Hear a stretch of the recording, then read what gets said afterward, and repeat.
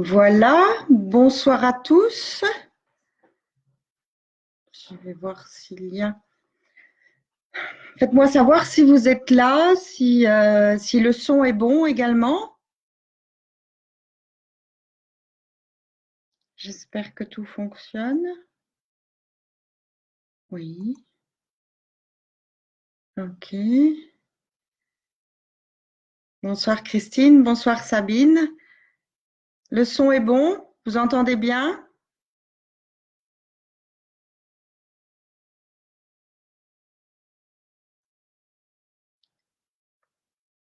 Ok, merci Sabine.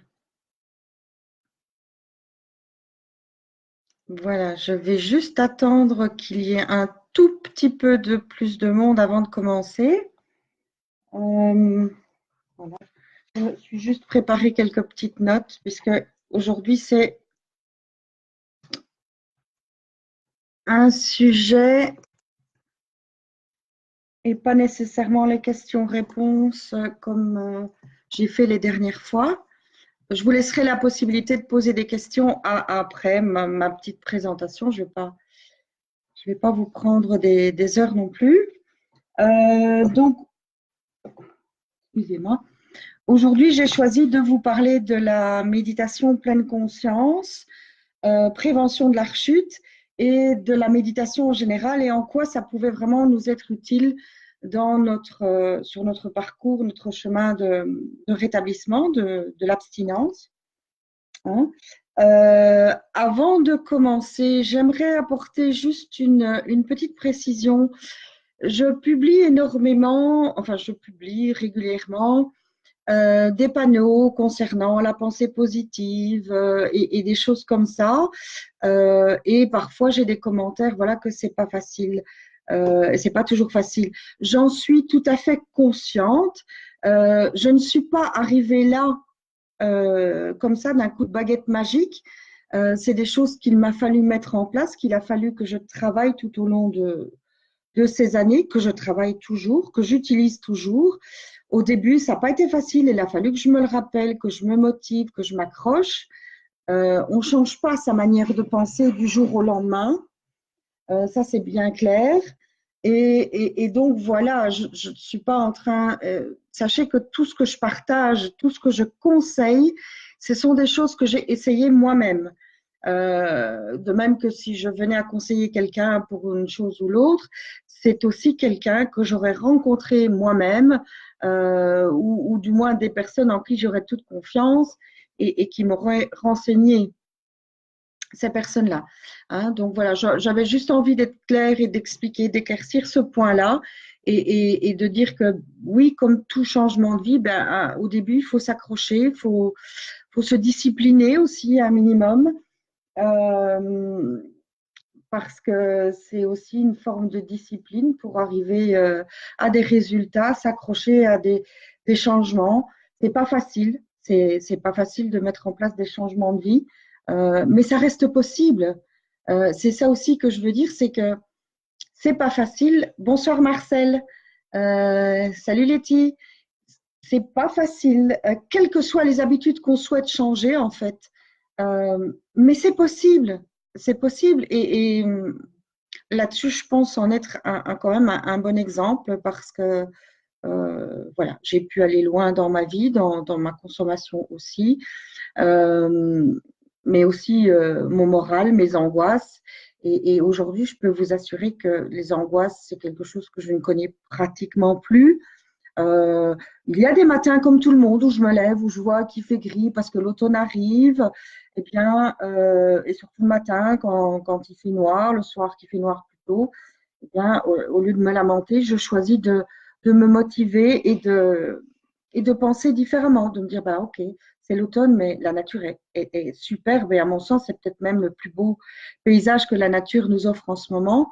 Les jolies couleurs. Il y a une citation de je ne sais plus qui dit que les feuilles qui tombent sont en fait les fleurs de l'automne, hein, avec toutes ces jolies couleurs, etc. Donc voilà. Aujourd'hui, je vais commencer avec la méditation pleine conscience, prévention de la rechute. c'est quoi? C'est une technique que j'ai découverte il y a un peu plus de 4 ans lors de ma dernière cure. C'est vraiment un outil assez précieux pour maintenir son abstinence, certainement, mais également pour améliorer sa vie, son bien-être général. Je vais vous donner la définition de la pleine conscience qui a été amenée par John Kabat-Zinn, qui est un Américain qui s'est un peu posé les questions, tiens, comment accompagner les personnes, et qui s'est inspiré de différentes formes de spiritualité, et on a retiré justement l'aspect spirituel pour amener des techniques qui sont plus simples, qui sont abordables à toute personne, quelle que soit leur confession, qu'elles en aient ou pas, qu'elles croient en quelque chose. Et, et voilà. Et donc, la pleine conscience signifie porter son attention d'une manière particulière, intentionnellement, au moment présent, sans porter de jugement. Ça, c'est la définition de la pleine conscience de manière générale. En quoi la pleine conscience, prévention de la rechute, peut-elle être utile? Eh bien, il faut savoir que dans la majorité des gens, à l'heure actuelle, nous fonctionnons en pilote automatique.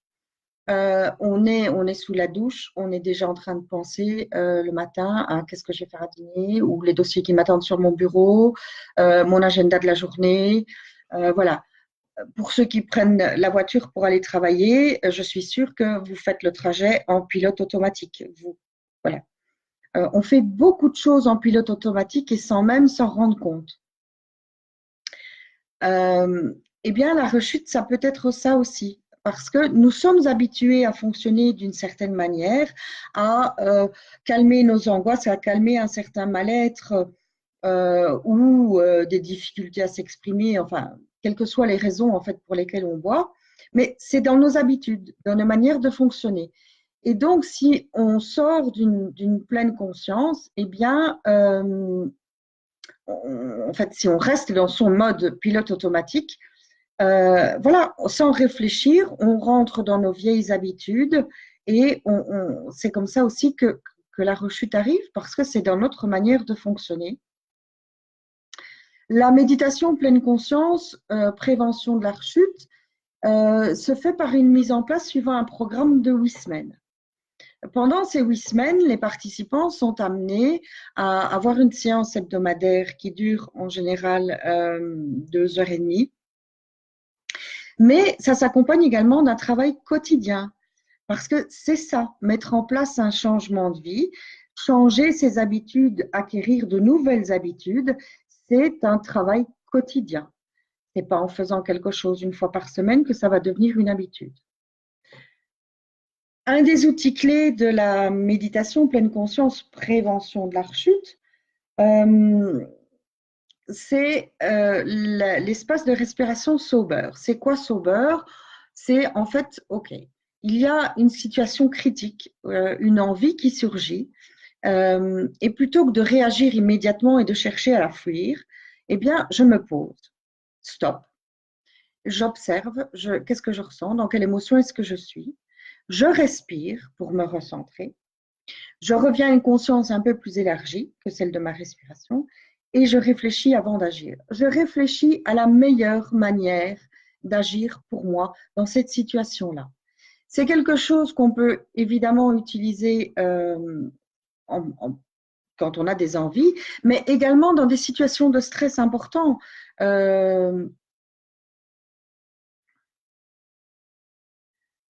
Oui, excusez-moi, je lis les messages. Je répondrai aux messages après. Voilà. Et donc, non, je vais y répondre tout de suite, excusez-moi, mais voilà. Oui, Sandra, bien sûr qu'il y a les alcooliques anonymes, tous les groupes d'entraide, quels qu'ils soient, que ce soit les alcooliques anonymes, les groupes Vie Libre et autres qui existent dans différentes régions, sont évidemment un atout important aussi dans notre parcours de rétablissement. Seulement aujourd'hui, ce n'est pas le sujet. Voilà, aujourd'hui, j'ai choisi donc de mettre un sujet, c'est la méditation pleine conscience, prévention de la rechute, la méditation de manière générale. Voilà. Après, je répondrai à vos questions concernant ce sujet. Donc, je reviens à mon sober. Sober, c'est quelque chose qui va vous prendre quelques minutes, même pas. Voilà, ça peut aller très très vite et c'est quelque chose à acquérir comme un réflexe, comme on a le réflexe ou comme on avait le réflexe de quand on n'était pas bien, quand on ne savait plus gérer sa vie, eh bien, quand on était débordé d'angoisse, salut Véro, quand on était débordé d'angoisse, eh bien, on avait recours à l'alcool. Ici, Sober est une des techniques. Évidemment, tout ce que je dis aujourd'hui, tout ce que j'explique aujourd'hui n'est pas la seule. C'est un moyen, ce sont des atouts, ce sont des trucs et astuces, ce sont des outils, appelez-les comme vous voulez, mais ce sont des choses qui vont vous aider sur votre parcours. Et si ça vous parle, ben, je vous invite à les essayer. La méditation pleine conscience, prévention de la rechute, est malheureusement encore pas assez connue ici, en tout cas en Europe. Ça commence à voir le jour, méditation pleine conscience de manière générale, et c'est un outil qui est très utilisé, enfin qui commence vraiment à être utilisé dans les hôpitaux psychiatriques pour aider les personnes qui souffrent de troubles mentaux et de dépression. Voilà, parce que c'est vraiment revenir. Le plus beau cadeau qu'on puisse avoir, c'est le moment présent. C'est le seul sur lequel on puisse agir. Et donc, revenir à soi, se reconnecter à ses émotions, à son ressenti, permet vraiment aussi d'être plus alerte. Si vous êtes plus attentif aux signes avant-coureurs d'une émotion que vous savez critique pour vous sur votre chemin de rétablissement, eh bien, ça va vous aider. Hein. Et c'est ça aussi qu'on travaille dans ce parcours de 8 semaines. C'est apprendre à reconnaître les signes avant-coureurs déjà physiques, parce qu'il y en a. Par exemple, pour moi, je sais que la colère est mauvaise conseillère. Elle pourrait me mettre en danger. Et donc, moi, les signes de colère, quand je les ressens arriver, j'ai la mâchoire qui se grippe, j'aurais envie de montrer les dents. Je sens ma nuque qui se tend également. Je sens dans mon ventre qu'il y a quelque chose qui monte. Comme on dit, la moutarde me monte au nez. Voilà. Je sais que ce sont des signes avant-coureurs de colère. Et déjà, je sais qu'elle va arriver. Et après, ben, j'ai mis des choses en place. Ça dépend des situations. Parfois, ben, c'est possible de réagir face à la personne ou la situation qui nous mettrait en colère.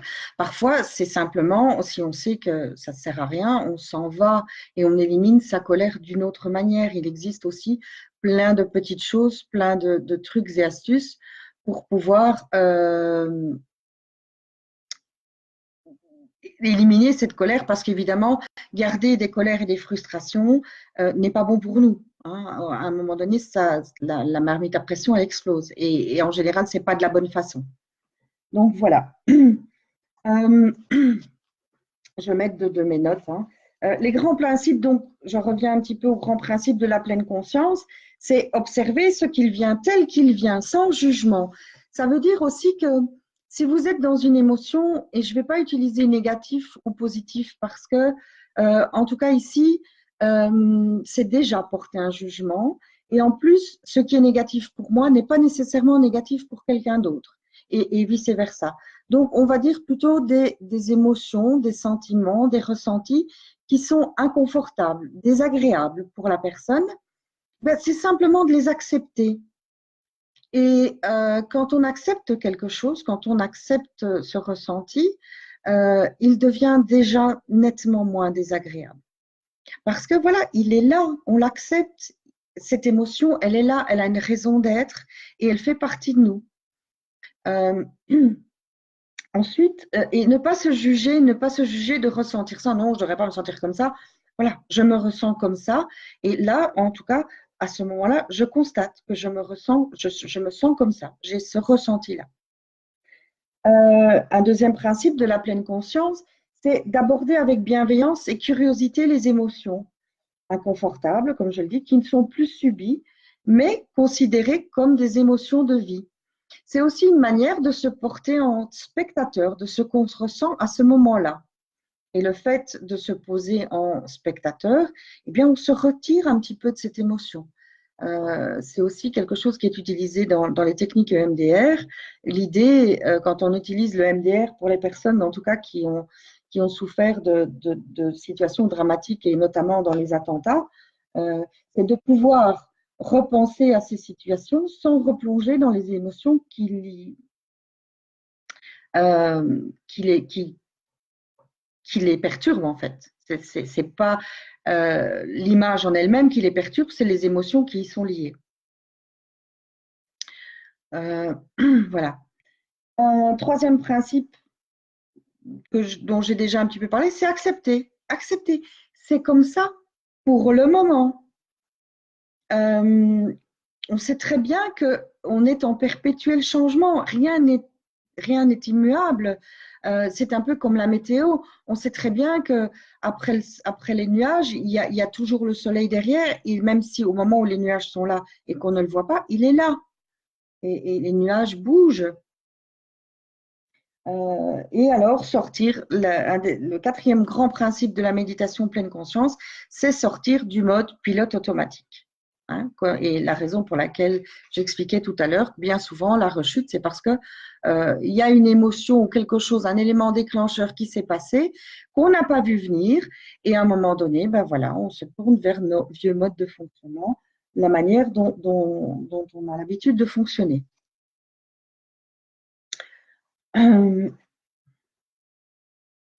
Voilà. Alors, ici, donc,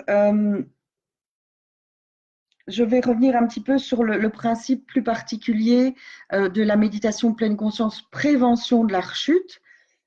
Prévention de la rechute, on utilise quels outils? Eh bien, on apprend aussi durant ce programme à accepter l'envie. Parce que bien souvent, et en tout cas c'était mon cas pendant très longtemps, quand j'avais des envies, je me sentais déjà coupable et je les refusais. Je les fuyais. Je cherchais à fuir les envies.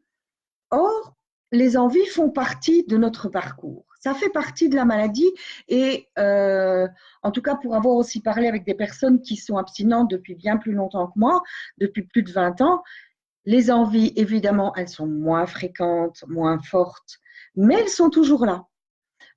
Moi aussi, parfois, maintenant, ce sont plus que des pensées, mais voilà, je sais que ça fait partie de moi. Et quand j'en ai, l'idée avec la méditation pleine conscience prévention de la rechute, c'est d'apprendre d'abord à les accueillir, à les accepter et pas chercher à les fuir. Parce que plus vous allez les fuir, plus elles vont revenir et plus elles vont insister. Moi, j'aime bien utiliser une image, c'est imaginez quelqu'un a quelque chose d'important à vous dire. En tout cas, que cette personne considère important. Et vous ne l'écoutez pas. Et vous détournez, et vous changez de pièce. Mais elle vous suit, mais vous ne l'écoutez pas. Et vous fermez la porte. Mais elle repasse la porte. Mais elle continuera à vous importuner jusqu'à ce que vous l'ayez écoutée. Eh bien, une envie, on peut la considérer comme ça. Donc, simplement accepter l'envie, dire, OK, j'ai une envie.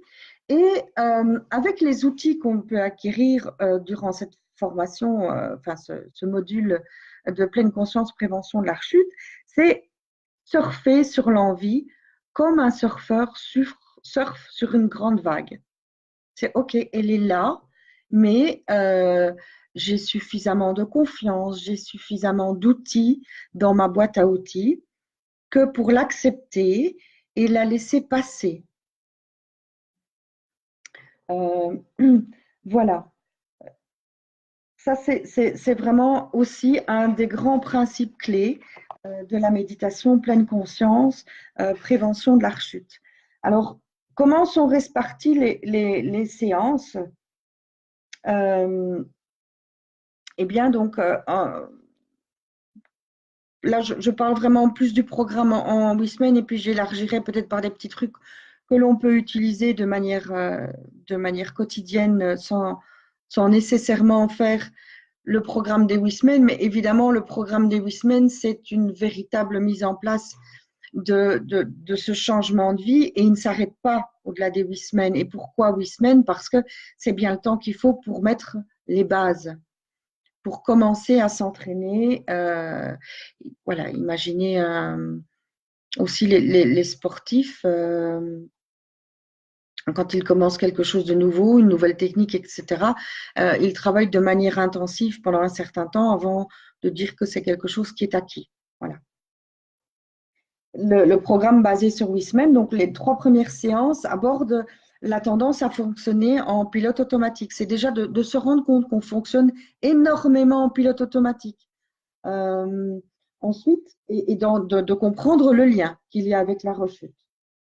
Les 3 séances suivantes, eh bien, elles soutiennent la mise en pratique des éléments expérimentés dans les 3 premières en les appliquant dans des situations de vie quotidienne ou dans des situations à risque, en visualisant, en repensant à des situations à risque et comment est-ce qu'on pourrait bien les utiliser. Et enfin, les 2 dernières séances, elles portent vraiment sur le style de vie et la manière dont la méditation pleine conscience peut contribuer au rétablissement et comment, que peut-on mettre en place dans sa vie pour continuer à utiliser ça de manière régulière et que ça devienne vraiment une habitude. Parce que même si le travail qui est fait sur le parcours des Wismen est important et est déjà une bonne mise en place, voilà. Après, ça devient quelque chose de chaque jour qu'on étend à sa vie quotidienne. C'est quand on va faire une balade, c'est ne pas penser à autre chose, c'est regarder la nature, c'est ressentir ce qui se passe en soi, c'est vivre des choses beaucoup plus pleinement et, euh, et ça n'a pas de prix parce que on ressent les choses vraies, les choses entières, les choses telles qu'elles sont, sans se poser de questions vraiment, sans chercher à les fuir non plus quand c'est inconfortable. Et pour l'avoir expérimenté, même dans des situations euh, plus inconfortables, mais juste dire, OK, j'accepte, je lutte pas, c'est comme ça pour le moment.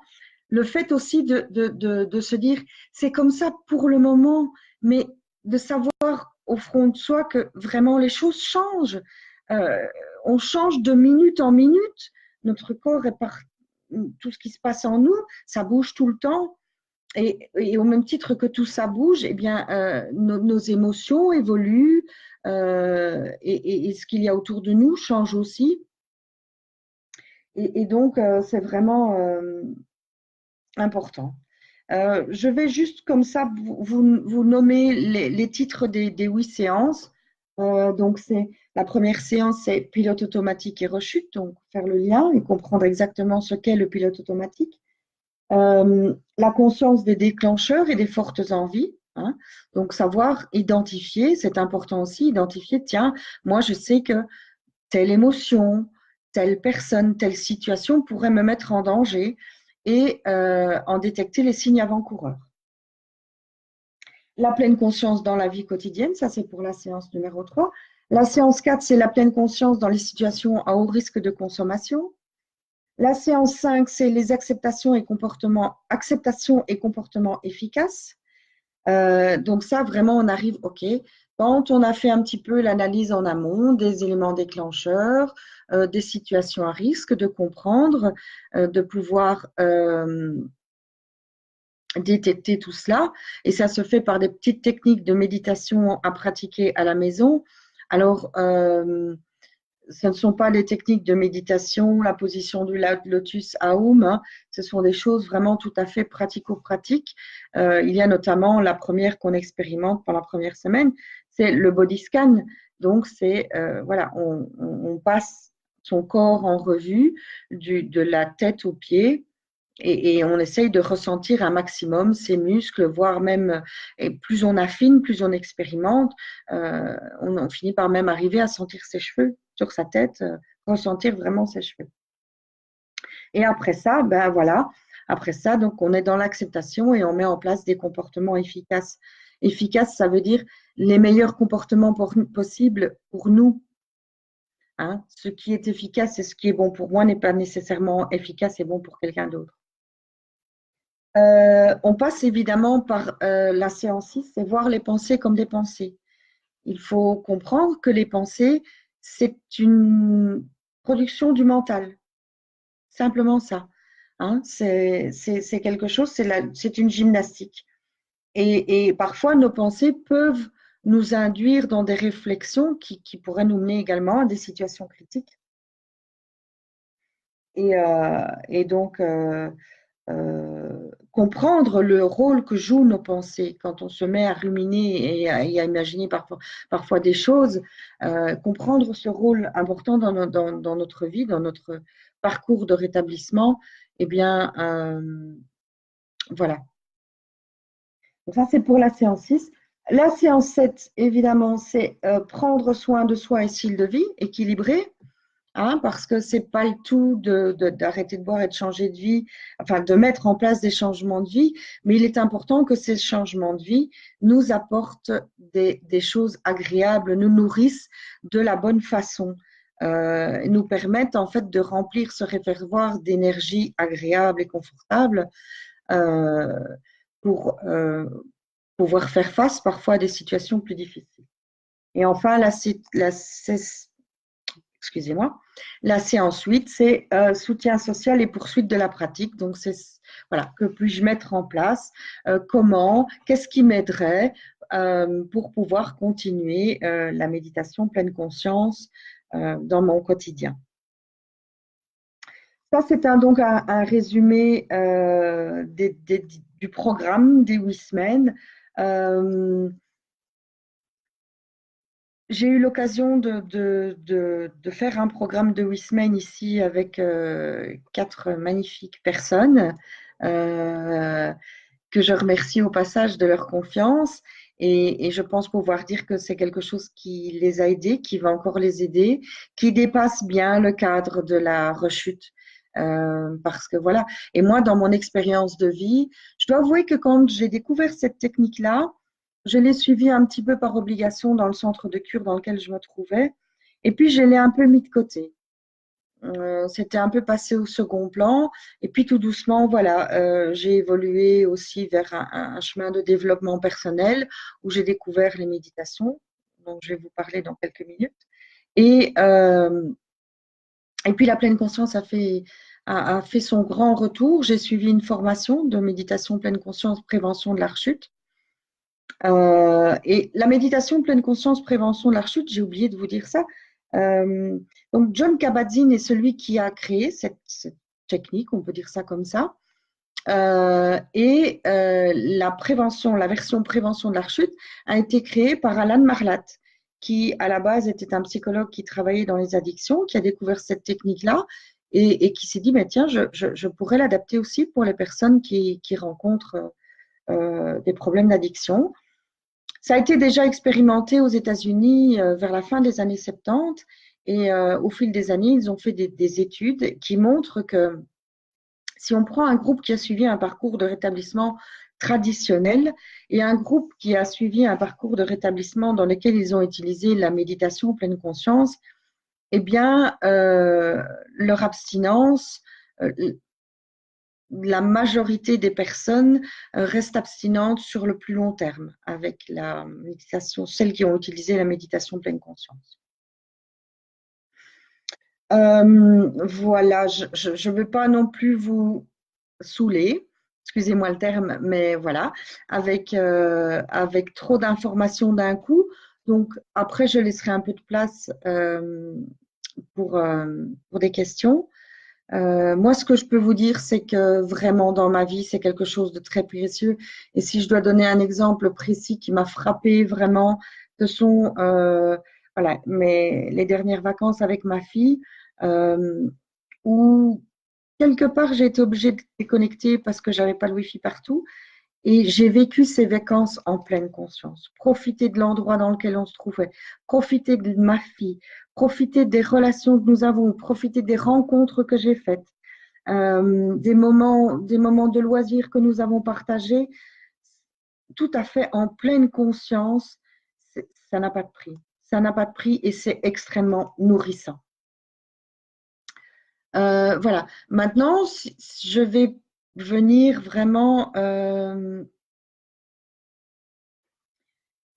la méditation en tant que telle, il existe différentes méditations.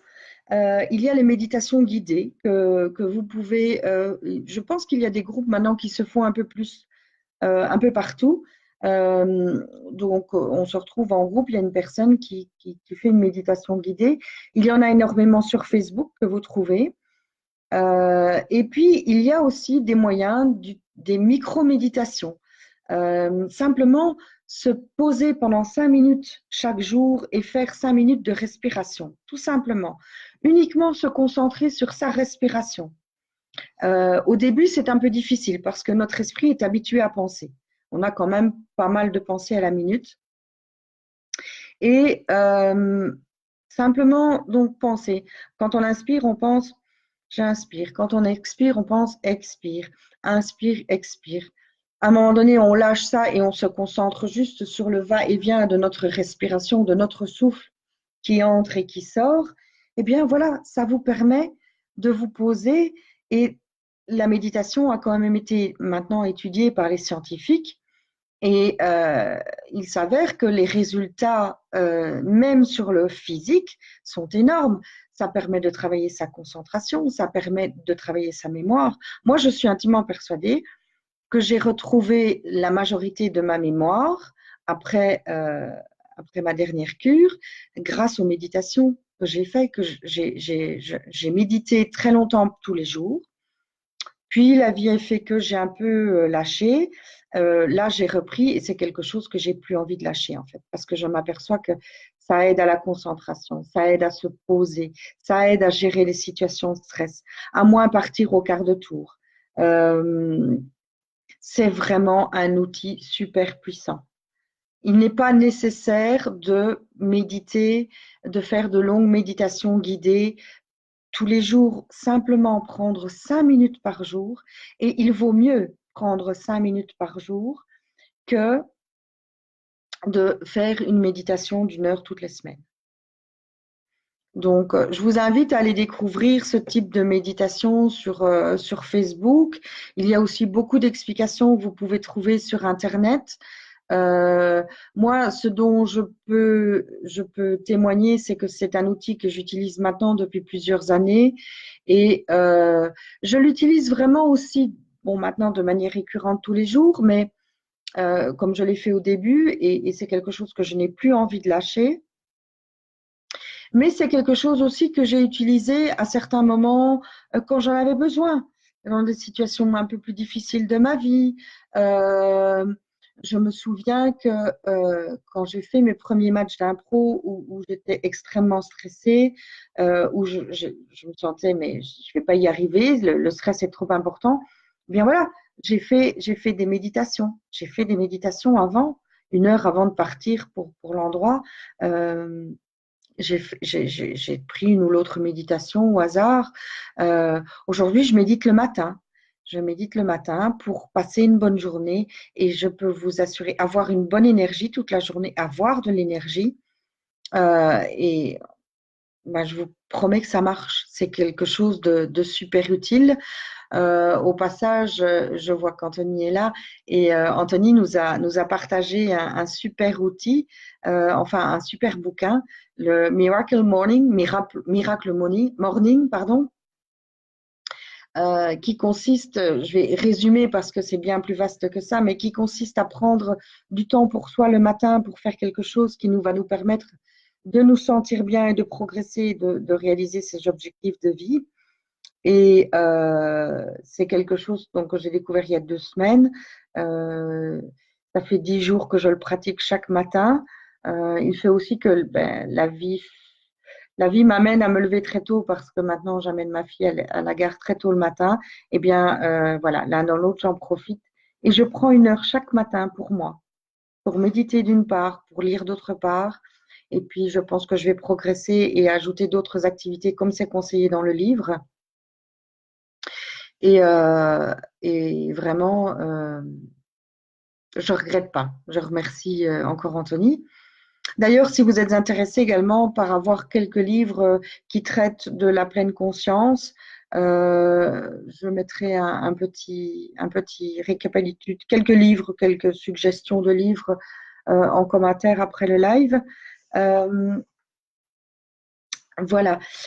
La méditation aussi, de quelque manière que ce soit, donc que ce soit les 5 minutes, que ce soit dans les méditations guidées plus longues, que ce soit sous forme de pleine conscience, va également vous permettre de retravailler le secteur de la volonté dans notre cerveau. Hein. Donc, pour les personnes dépendantes, pourquoi on n'arrive pas à faire appel à notre volonté lorsque nous consommons? C'est parce que ce secteur est atteint par, il est en dysfonctionnement lorsque nous consommons. Une fois que nous sommes abstinents, notre cerveau retrouve ses fonctions, en tout cas tant qu'on ne lui donne plus d'alcool, il retrouve ses fonctions et le cerveau peut être travaillé à l'image d'un muscle. Et donc, méditer comme ça, minimum 5 minutes tous les jours, peut vraiment aider à retravailler sa volonté, sa détermination, en plus de tous les bénéfices que la méditation de manière générale peut apporter. Il y a des choses dont on ne parle pas suffisamment en termes de méditation, mais simplement faire un peu de mandala. C'est de la micro-méditation parce que les mandalas, on est concentré uniquement sur ce qu'on fait et on ne pense pas à autre chose. Tricoter aussi pour les dames. Tricoter, c'est une forme de micro-méditation. Voilà. La micro-méditation est à utiliser enfin, on peut en abuser, à utiliser sans modération parce que, voilà, vous vous sentez aussi une journée un peu où vous êtes débordé, vous sentez le stress qui monte, c'est OK, stop.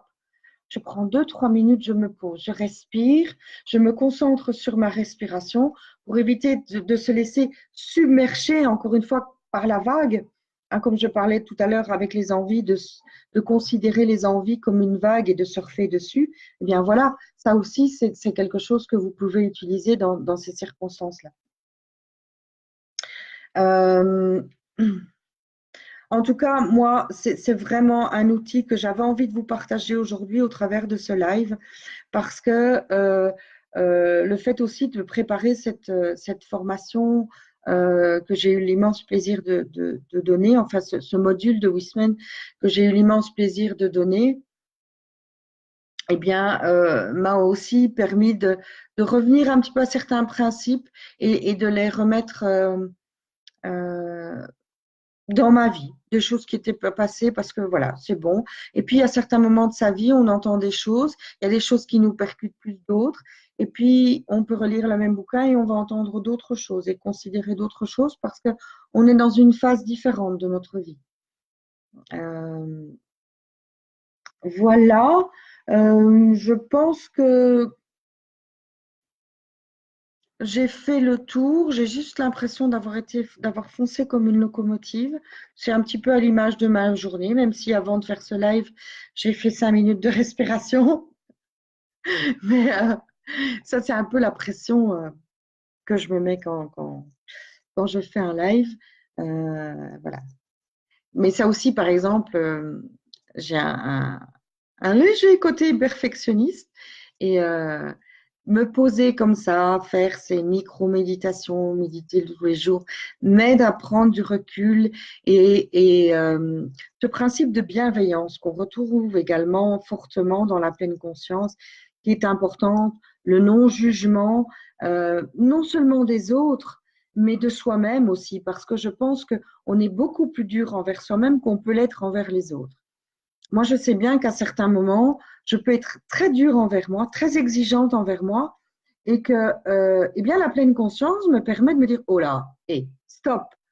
Si tu voyais quelqu'un, une de tes amies qui agissait comme ça envers une autre, tu l'arrêterais bien vite et tu la réprimanderais. Et donc, je m'auto-réprimande en me disant, tu vas te lâcher un petit peu, tu vas arrêter, rends-toi compte quand même, tu fais tout ça. Et donc voilà, ça c'est aussi ce que la pratique et la mise en place de la pleine conscience dans ma vie m'a apporté. C'est quelque chose que j'essaye vraiment aussi, par exemple, de transmettre à ma fille de 18 ans aujourd'hui. Et c'est quelque chose, juste avant le live, on en parlait un petit peu toutes les deux. Et elle me dit, tu sais, maman, voilà, actuellement, elle se réveille souvent la nuit, elle a du mal à se rendormir. Et elle m'a dit là que les 2 nuits précédentes, elle a essayé le body scan, simplement. Donc, Elle me dit, bah, j'essaye de ressentir mes pieds, puis je remonte tout doucement et je m'apaise et j'arrive à m'en rendormir. Donc, vous voyez, c'est pas quelque chose de, de compliqué. La technique en somme est relativement simple, mais ça demande, oui, dans un premier temps, de la discipline, de l'autodiscipline, de la détermination, faire appel à notre volonté, et ça nous arrive à tous, et ça m'arrive aussi à moi. Voilà, j'ai pas envie, j'ai plutôt envie de faire ça. Non, je prends au minimum mes 5 minutes. Et si j'avais décidé de faire une méditation un peu plus longue sur un sujet différent, parce que vous verrez sur YouTube que vous pouvez faire, il y a la méditation du matin, il y a les méditations du soir, il y a les méditations pour la confiance en soi, il y a la méditation pour se libérer de certaines peurs, il y a les peurs, angoisses. C'est vraiment, YouTube est vraiment extrêmement riche. Il y a aussi plein d'applications qu'on peut télécharger sur son smartphone. Euh, il y a Matata, il y a Pleine Conscience, il y a Petit, comment c'est déjà, je regarde, Petit Bouddha, Petit, je ne sais plus quoi. Excusez-moi, je vais le regarder comme ça, je vais vous le dire. Oui, je n'ai pas mes lunettes. Petit Bambou, pas Petit Bouddha, Petit Bambou, qui est une application très connue. Il y a Calme et Relaxation. Il y a des applis, il y a Deepak Chopra aussi que peut-être certains connaissent, qui a écrit des livres très intéressants et qui propose aussi plusieurs fois par année 21 jours de méditation gratuite. Et donc là aussi, c'est le cycle de 21 jours. Pourquoi 21 jours? Pas parce que on dit qu'il faut 21 jours à l'être humain pour programmer une nouvelle habitude. Aujourd'hui, quand même, on tend à dire que c'est plus du domaine des 30 jours et encore, c'est vraiment uniquement mettre les bases. Voilà. Mais de toute façon, moi, je pense honnêtement que ça va dans la lignée que sortir de la dépendance, c'est pas seulement arrêter de boire, c'est mettre en place un changement de vie.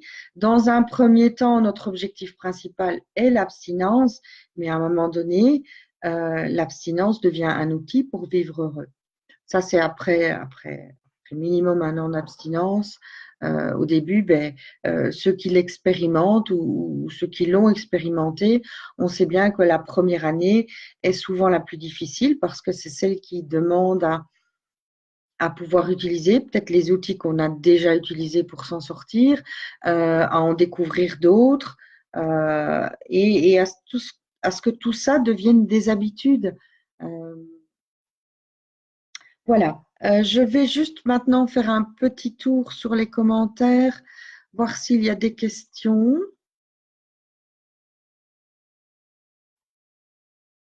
N'hésitez pas maintenant si vous avez des questions sur cette méthode.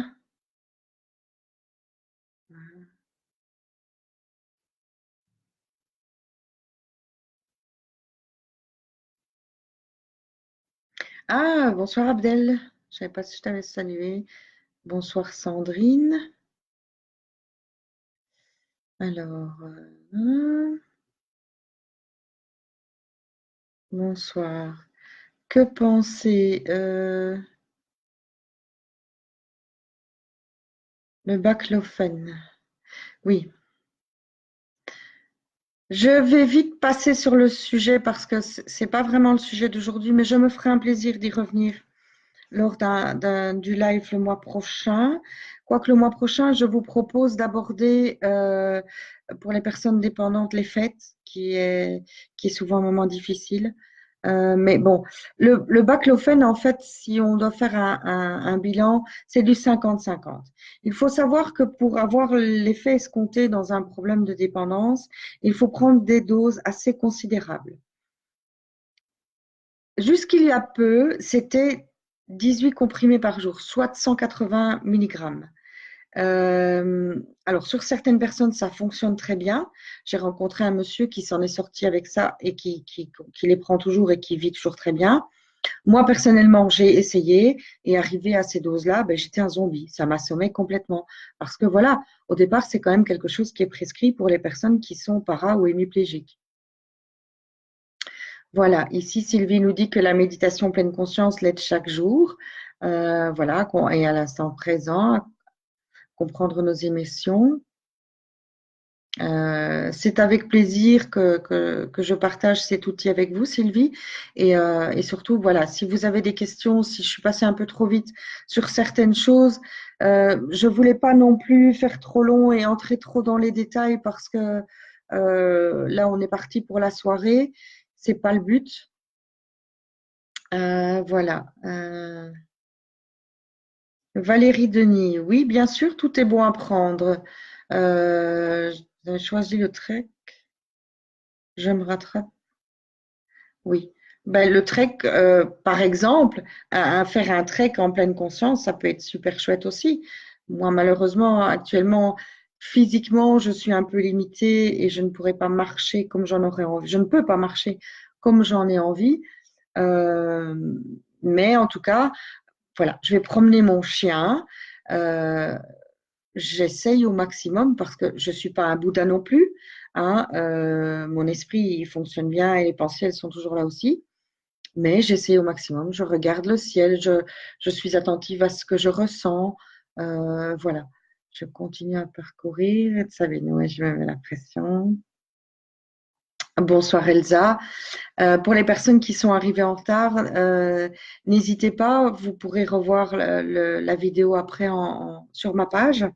Euh, j'ai pensé à quelque chose, une technique que j'ai découverte au début, en même temps qui fait partie de la pleine conscience, c'est faire sa météo intérieure. Parfois, ça aide. En tout cas, moi, je suis quelqu'un d'extrêmement visuel.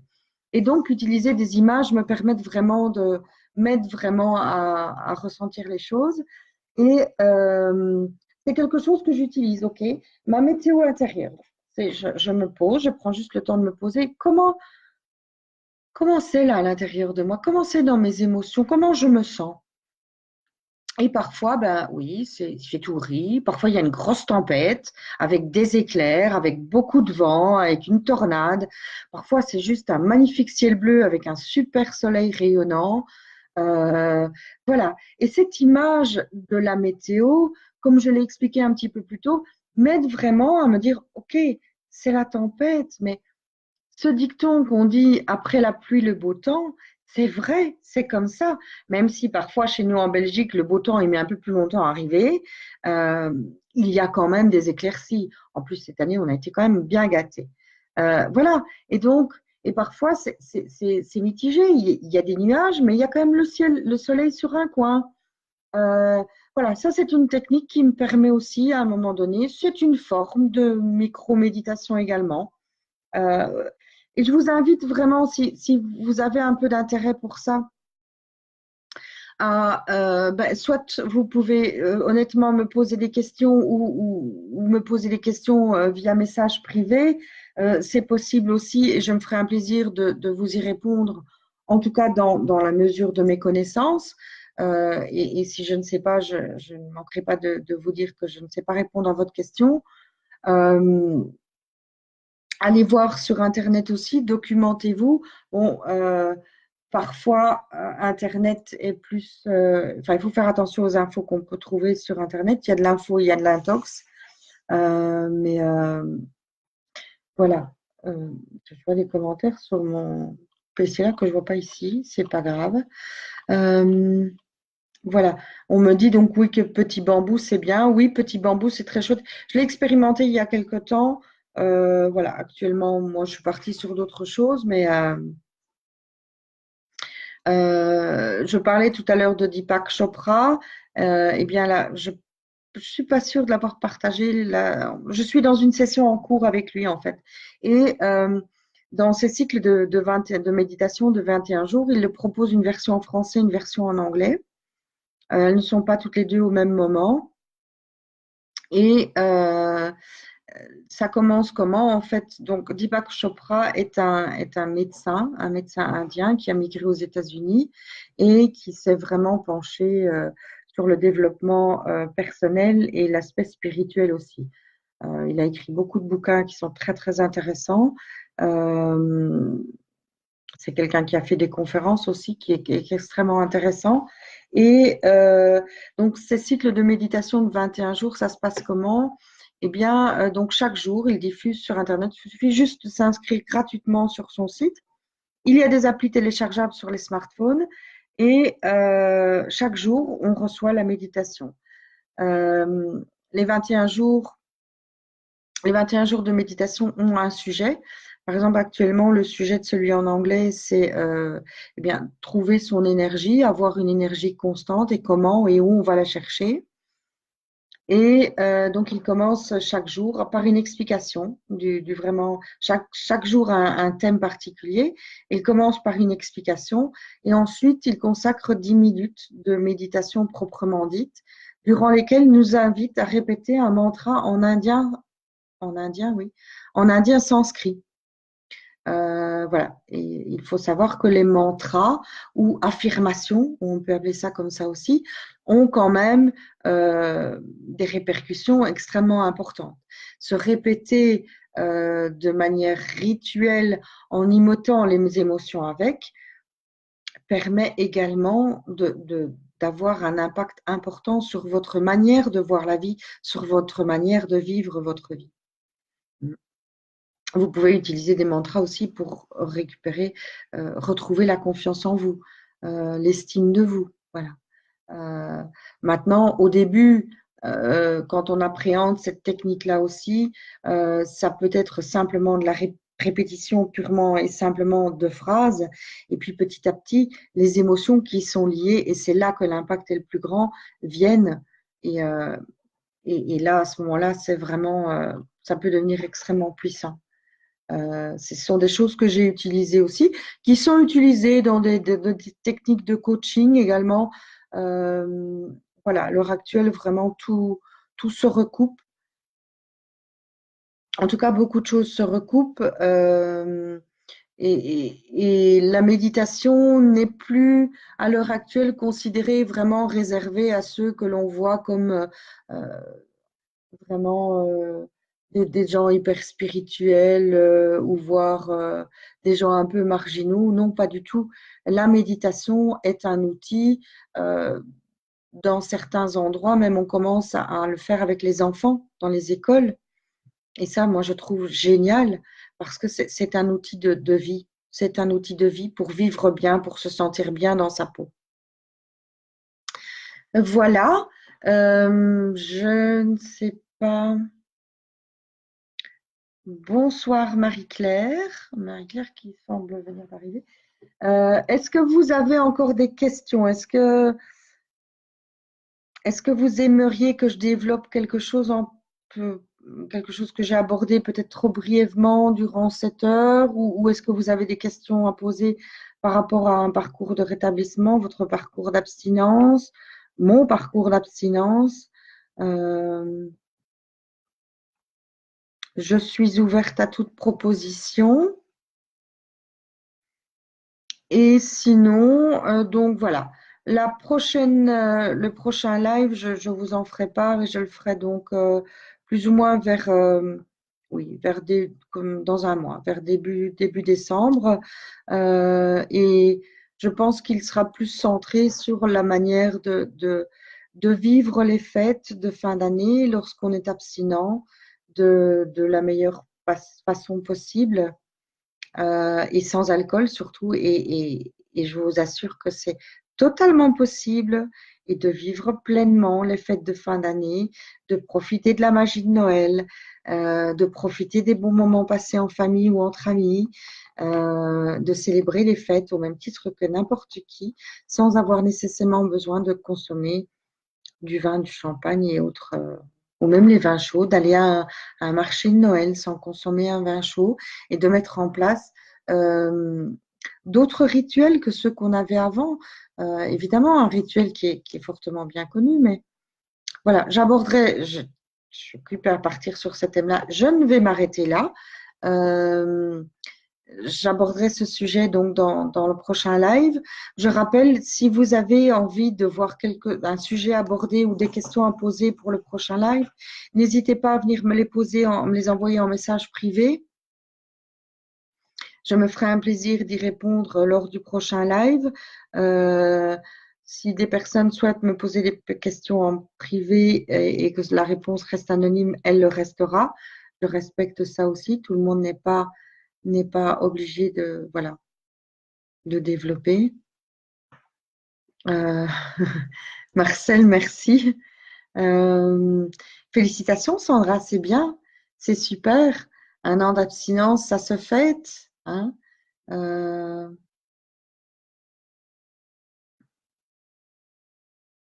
Oui, Léa organise le Nouvel An, oui.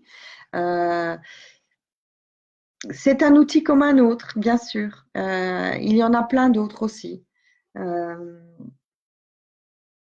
C'est super de vouloir, de partager les choses qui vous ont aidé aussi. Moi, ce que je cherche, évidemment, je partage ce qui m'a aidé, mais j'aime aussi partager plein d'autres choses. Je reste ouverte parce que je sais que ce qui m'a aidé moi n'est pas nécessaire, c'est pas la panacée, c'est pas la vérité absolue. Personne n'a la vérité absolue. Euh, j'ai eu l'immense plaisir d'avoir une journée de formation avec un grand professeur, un psychiatre addictologue en France, qui disait un alcoolique, une histoire, une manière de s'en sortir. Même si on retrouve chez chacun d'entre nous des traits communs, nous avons tous notre propre boîte à outils qui est unique. Aucune autre n'est identique. Et je pense qu'on peut dire que c'est valable en fait pour chaque personne qui cherche en tout cas vivre sa vie, pardon, sa vie de la meilleure façon qui soit, d'atteindre un niveau de bien-être et de vivre heureux, à une boîte à outils. Voilà. Le bonheur, comme le dit aussi une citation, le bonheur, c'est pas la destination. Le bonheur, c'est le chemin. Et pour parcourir ce chemin, eh bien, on a besoin d'outils. Et ma boîte à outils, elle est différente de la vôtre. Voilà. Personne n'a la même boîte à outils, je pense. On va retrouver les mêmes outils, les outils principaux, bien sûr, dans chaque boîte à outils, mais chacun a aussi sa manière de l'utiliser. Voilà, donc écoutez, bien, voilà, certaines personnes nous ont rejoints un peu plus tard, je suis désolée, mais vous pouvez donc revoir la vidéo en replay sur ma page. Je vous remercie pour votre intérêt, je vous remercie pour votre attention. Et puis, ben, je vous donne rendez-vous quasiment chaque jour sur ma page Facebook où je publie des articles, des panneaux, simplement des petites citations parfois. Et puis, rendez-vous sinon pour le prochain live dans un mois. Voilà. Je vous souhaite une bonne soirée en pleine conscience si possible. Et puis, à très bientôt. Merci.